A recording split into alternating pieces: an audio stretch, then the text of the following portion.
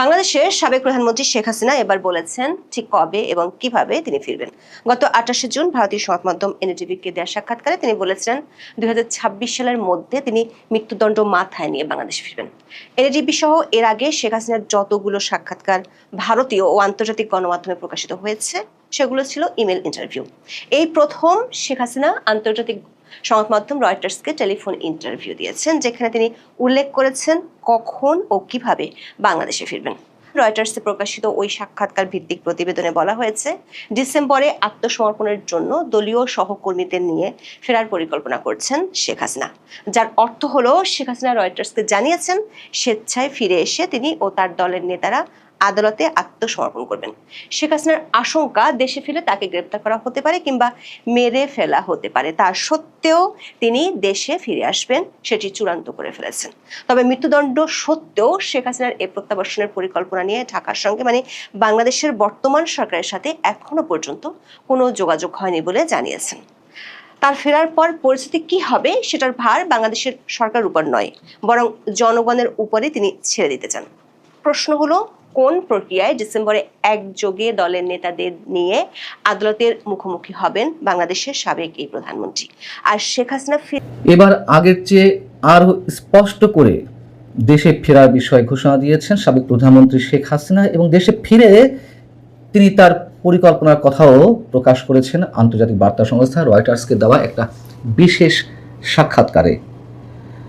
Reuters তার এই ইন্টারভিউটি করেছে বৃহস্পতিবার গভীর রাতে 1 ঘন্টা ব্যাপী, এবং সম্ভবত এবারই প্রথমবারের মতন শেখ হাসিনা টেলিফোনে কোনো সংবাদ মাধ্যম বা সংবাদ সংস্থাকে সরাসরি সাক্ষাৎকার দিলেন।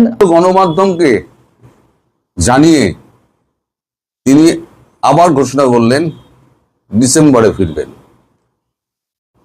আজ আমি যখন খবরটা করছি, এখন 5টা বাজে, ঠিক 1 ঘন্টা আগে রয়টার্সের একটা খবর বেরিয়েছে। খবরটা যেখানে বলা হচ্ছে যে শেখ হাসিনা ডিসেম্বরের মধ্যে ফিরে আইনকে ফেস করবেন, আদালত ফেস করবেন। খবরটা এখানেই একটুখানি নতুন আছে। এতদিন তিনি বলেছিলেন যে আমি বিদেশে আছি, আমি ফিরবো। Bangladesh Hasina plan December return with party colleagues to surrender. আন্তর্জাতিক সংবাদ মাধ্যমে সাক্ষাৎকার দিয়েছেন শেখ হাসিনা, তবে সে সাক্ষাৎকারগুলো ছিল ইমেলে দেয়া। শেখ হাসিনার প্রথম টেলিফোন সাক্ষাৎকার প্রকাশ করেছে আন্তর্জাতিক সংবাদ মাধ্যম রয়টার্স। রয়টার্স তাদের প্রতিবেদনে বলেছে, বৃহস্পতিবার গভীর রাতে এবং শুক্রবার প্রায় ঘণ্টাব্যাপী টেলিফোন সাক্ষাৎকার দেন 78 বছর বয়সী শেখ হাসিনা। প্রতিবেদনটিতে বলা হয়েছে, শেখ হাসিনা নিজে এবং দলের সিনিয়র নেতারা যারা বাংলাদেশের বাইরে আছেন তারা সবাই ডিসেম্বরের দিকে বাংলাদেশে ফিরে আদালতে আত্মসমর্পণ করার পরিকল্পনা করছেন। শেখ হাসিনাকে কোট করে রয়টার্সের প্রতিবেদনে বলা হয়েছে, শেখ হাসিনা মনে করেন দেশে ফিরলে তাকে গ্রেপ্তার করা হতে পারে, এমনকি তাকে হত্যাও করা হতে পারে, তবুও তাকে ফিরতে হবে। তিনি বলেছেন, তবু আমাকে যেতেই হবে। প্রশ্ন হলো, শেখ হাসিনা ফেরার ব্যাপারে কেন এতটা কঠিন সিদ্ধান্ত নিয়েছেন? শেখ হাসিনা অভিযোগ করেছেন তার দলের নেতাকর্মীরা প্রচন্ড নির্যাতনের শিকার হচ্ছেন।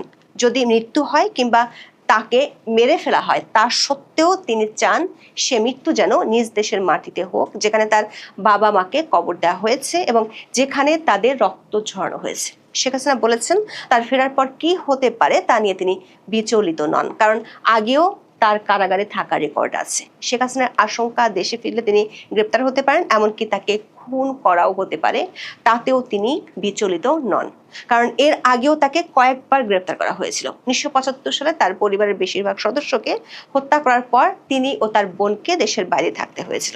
সেখান থেকে 1981 সালে তিনি দেশে ফিরে সামরিক শাসনের বিরুদ্ধে প্রচারণার সময় তাকে কয়েকবার গ্রেপ্তার করা হয়েছিল। 1/11-এর পর তাকে দেশে ফিরতে বাধা দেওয়া হয়েছিল এবং তখনকার তত্ত্বাবধায়ক সরকার গ্রেপ্তারও করেছিল। শেখ হাসিনা দিল্লি থেকে রয়টার্সকে বলেছেন, তার দলের প্রায় সব নেতা কর্মীর বিরুদ্ধে মামলা দায়ের করা হয়েছে এবং তাদের অনেকেই আত্মগোপনে রয়েছেন। তাই তিনি নেতা কর্মীদের উদ্দেশ্যে বলেছেন, এবার আমি বাড়ি ফিরছি, একদিন তোমাদের সবাইকেই আসতে হবে। আমরা সবাই মিলে আদালতে আত্মসমর্পণ করব। তবে তিনি ফেরার বা আদালতে আত্মসমর্পণের কোনো দিন বা তারিখ উল্লেখ করেননি। তিনি বলেছেন তিনি ন্যায় বিচারে বিশ্বাস করেন এবং তিনি মনে করেন একবার কার্যক্রম শুরু হলে জনগণের কাছে এটি স্পষ্ট হয়ে যাবে আদালত কতটা হাস্যকর, এবং তিনি সেটাই প্রমাণ করতে চান। শেখ হাসিনা বলেছেন তার ফেরার এই পরিকল্পনা নিয়ে বাংলাদেশ সরকারের সঙ্গে তার কোনো যোগাযোগ হয়নি, কারণ তিনি মনে করেন গণতন্ত্র, ভোটাধিকার, আওয়ামী লীগের রাজনৈতিক অধিকার ও ন্যায় বিচার গোপন আলোচনার বিষয় নয়।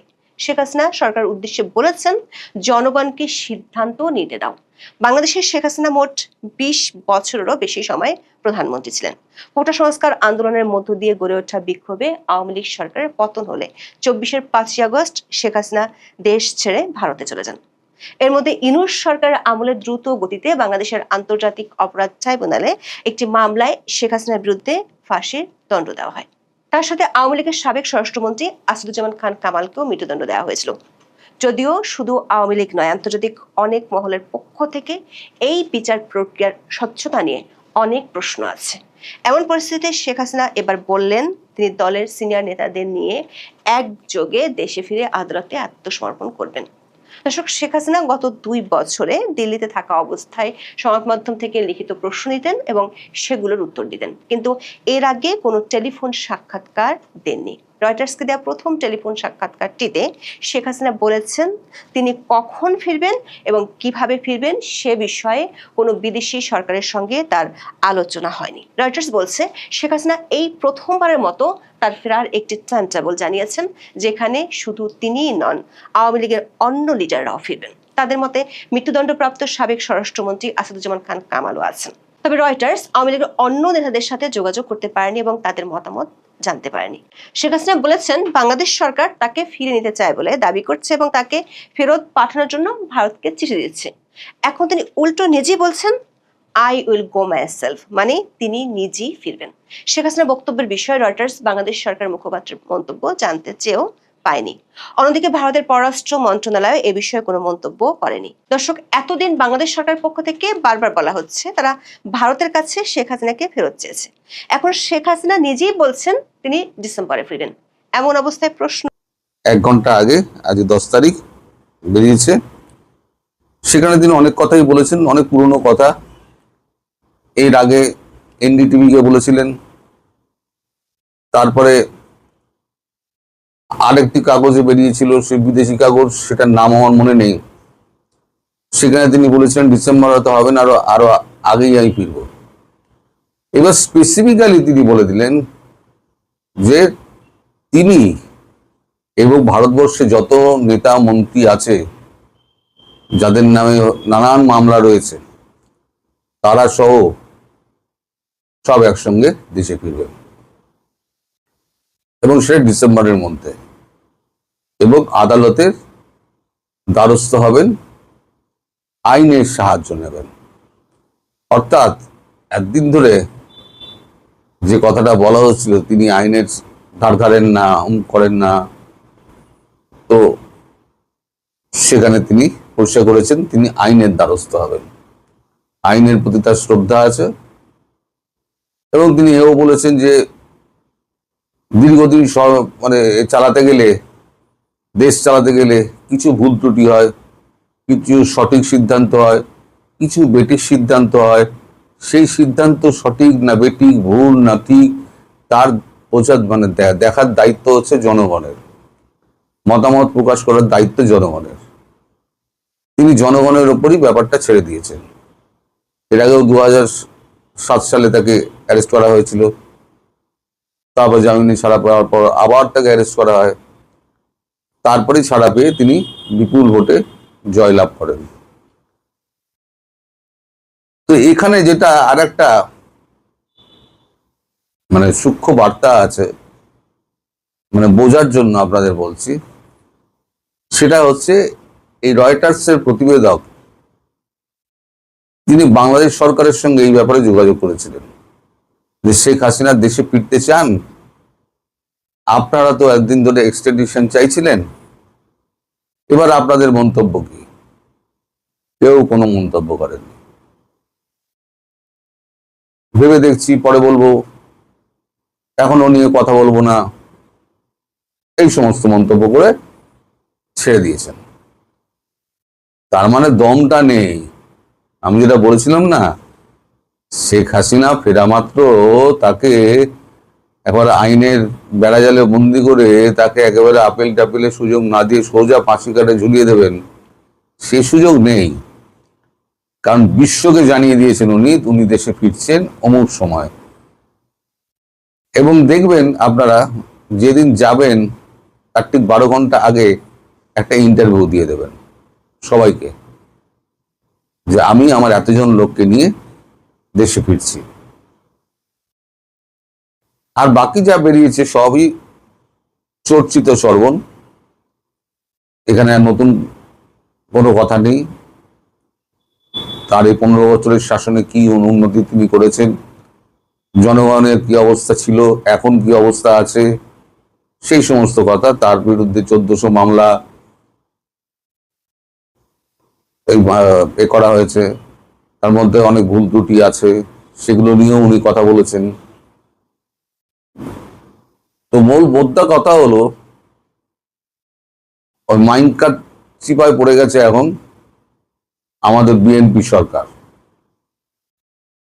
ওনাকে দেশে ফিরতে দেওয়া হবে না বললে তো হবে না, কারণ এরপর তো ভারত সরকার যোগাযোগ করবে, বলবে হ্যাঁ আমরা তো ওনাকে ফেরত দেবো, আপনারা প্লেন পাঠান।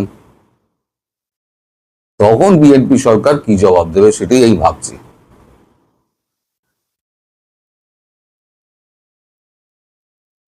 সেটা অত্যন্ত গম্ভীর ব্যাপার। এখন না পারছে এদিকে যেতে, না পারছে ওদিকে যেতে, কি করবে? এখন সরকার যদি হ্যাঁ বলে তাহলেও মুশকিল, আবার যদি না বলে তাহলে সার্জিও ঘর থেকে আরম্ভ করে যারা যারা আছেন না এখানে, ওই ব্রেন ক্রিস্টেনশন গলায় পা তুলে দেবে। সার্জিও ঘোর কিন্তু বেশ কয়েকবার পররাষ্ট্র মন্ত্রকের সঙ্গে দেখা করেছেন এবং ওনার সঙ্গেও দেখা করেছেন, ওনার মতামত নিয়েছেন। ভেতরে ভেতরে অনেক খেলা চলছে যা আমরা জানতে পারছি না। সবই যে আমাদের চোখের সামনে হচ্ছে তা তো নয়, চোখের আড়ালে বেশি খেলা হয়, চোখের সামনে কম ধরতে পারি। আমাদের যা বলা হয় সেটা খবর নয়, আমাদের যা বলা হয় না সেটাই হচ্ছে খবর, আমি বারবার বলি। তো এই প্রতিবেদক যখন ফোন করেছে তখন কেউ ফোনে আর সাড়া দিচ্ছে না। প্রশ্ন শুনেই তারা আমতা আমতা করে, না এখন ঠিক বলতে পারবো না, এখন ব্যস্ত আছি, পরে ফোন করবেন, বা অন্য লোককে অমুক লোককে ফোন করুন বলে সে কেটে দিচ্ছে। তিনি নির্দিষ্ট করে কারোর নাম বলেননি, উনি বলেছেন শুধু মন্ত্রণালয়ের সঙ্গে, পররাষ্ট্র মন্ত্রণালয়ের সঙ্গে। দক্ষিণ এশিয়ায় এই দেশটির অর্থাৎ বাংলাদেশের দীর্ঘতম সময় ধরে ক্ষমতায় থাকা নেত্রী বলেছেন তিনি এবং তার দল আওয়ামী লীগের সদস্যরা স্বেচ্ছায় সেই দেশে ফিরে আদালতে হাজির হতে চান।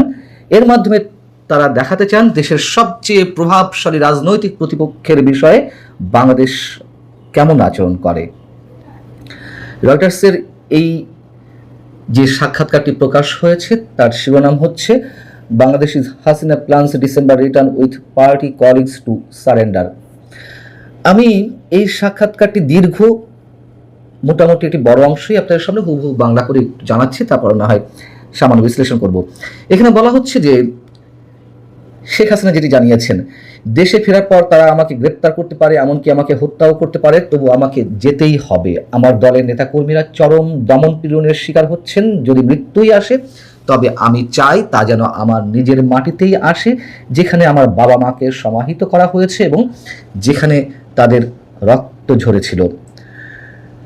শেখ হাসিনা রয়টার্সকে বলছেন যে আমাদের প্রায় সব নেতাকর্মীর বিরুদ্ধে মামলা দায়ের করা হয়েছে এবং তাদের অনেকেই আত্মগোপনে রয়েছেন, তাই আমি বলেছি যে এবার আমি দেশে ফিরছি এবং একদিন আপনাদের সবাইকেও আসতে হবে, আমরা সবাই মিলে আদালতে আত্মসমর্পণ করব। যদিও শেখ হাসিনা নির্দিষ্ট তারিখটি জানাননি যে ডিসেম্বরের কোন দিনটিতে তিনি দেশে ফিরবেন এবং কোথায় আত্মসমর্পণ করবেন, এই ধরনের বিস্তারিত কিছু বলেননি।